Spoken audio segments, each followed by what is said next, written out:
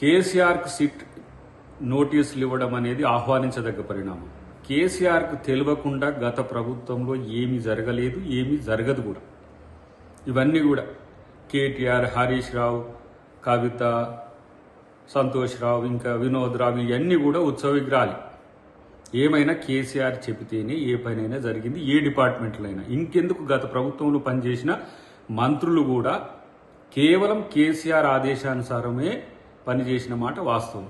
కేసీఆర్ లేకుండా phone tapping విచారణ అనేది జరగదనేది గతం నుంచి మేము చెబుతున్నదే, ఊహించిందే జరిగింది. ఏ బీఆర్ఎస్ నాయకులు కేసీఆర్కు దగ్గరగా ఉన్న వాళ్ళు ఎవరైతే ఉన్నారో, ఎవరు కేసీఆర్కు దగ్గరైంది, కేటీఆర్ను విచారించినప్పుడు అదే, హరీష్ రావును విచారించినప్పుడు అదే, సంతోష్ రావును విచారించిన అదే, అధికారులను విచారించిన కేసీఆర్ పేరు చెప్పడం వల్లనే కేసీఆర్కు నోటీసులు వస్తున్న పరిస్థితి.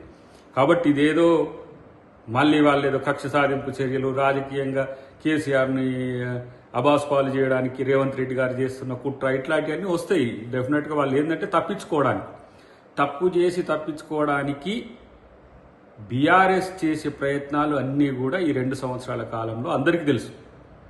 దబాయింపులు తెలుసు, బెదిరింపులు తెలుసు, డైవర్ట్ టాక్టిక్స్ తెలుసు, వాళ్ళేదో పెద్ద స్కాములు బయటపెట్టినట్టు నటించుడు తెలుసు, లేకపోతే ప్రభుత్వం మీద ఏ విధంగా బురద జల్లాలనే ప్రయత్నం తెలుసు. కానీ కేసీఆర్కు తెలియకుండా ఎప్పుడు ఏది జరగదనేది మాలాంటి వాళ్ళకి తెలుసు, ముఖ్యమంత్రి గారికి తెలుసు, కాంగ్రెస్ పార్టీకి తెలుసు.